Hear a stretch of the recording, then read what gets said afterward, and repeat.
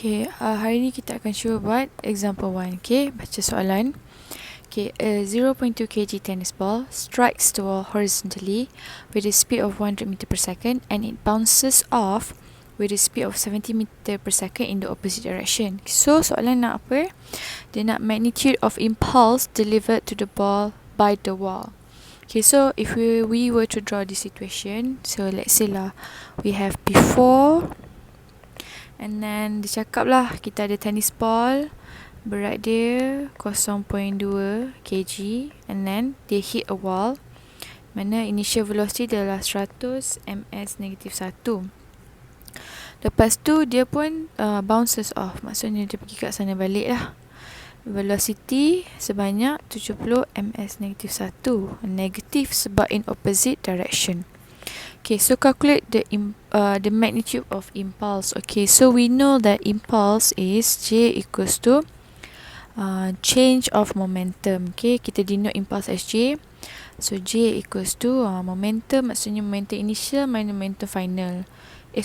Momentum final tolak momentum initial. So mv minus mu. Okay, and then factorize out mass minus u. Dan masukkan saja nilai dia, kamu akan dapat minus 100. So your impulse is negative 34 Newton second. Okay, right. And then how about B? Okay, if the ball is in contact with the wall for 10 milliseconds, determine the magnitude of average force exerted by the wall on the ball. Okay, untuk B dia nak average force. So apa lagi formula untuk impulse? So impulse is J sama dengan F delta T, and then I know that previously impulse is negative 34. We want to find the force, and then we know that delta T is 10 millisecond. And then kita akan dapat F sama dengan negatif 3400 Newton. Okay, kalau jawapan kamu force kamu negatif, maka letak saja negatif tu. Okay, right. So apa yang kita boleh conclude kat sini, right? The shorter the time, the larger the force. Okay, so for such a short time, 10 millisecond, we have exerted a lot of force. Okay, right.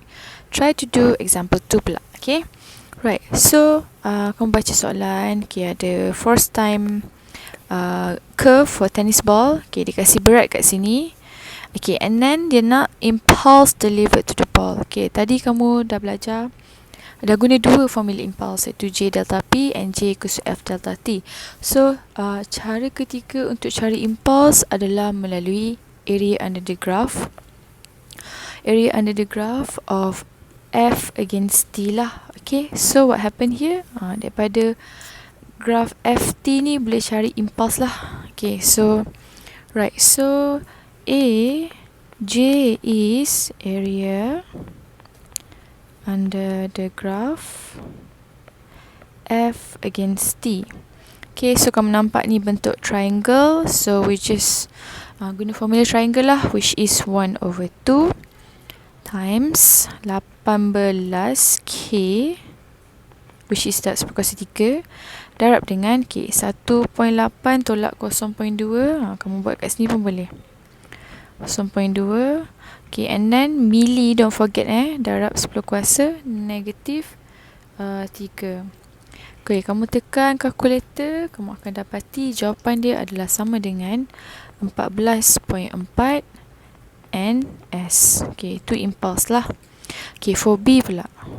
Okay, dia nak speed of the ball after being struck, assuming the ball is being served so it is nearly at rest initially. So kita boleh dapat information kat sini di mana U dia adalah sama dengan kosong. So dia nak V, find the velocity berapa lepas dia kena pukul tu kan. Okay, so we know that apa formula impulse yang ada kena mengena dengan velocity? Ada satu saja, iaitu J sama dengan delta P. Okay, and I know that J is P final momentum ni tolak initial. So this one akan jadi mv minus mu, and then I already know the impulse previously. Okay, tak apa, I factorize dulu. mv minus u, so impulse is 14.4. Mass dia dah kasih tadi, tukarkan dia kepada kg, which is 0.06. V nak cari, tolak kosong. And then kalau kamu tekan solve this, you will get V equals to 240 ms negative 1.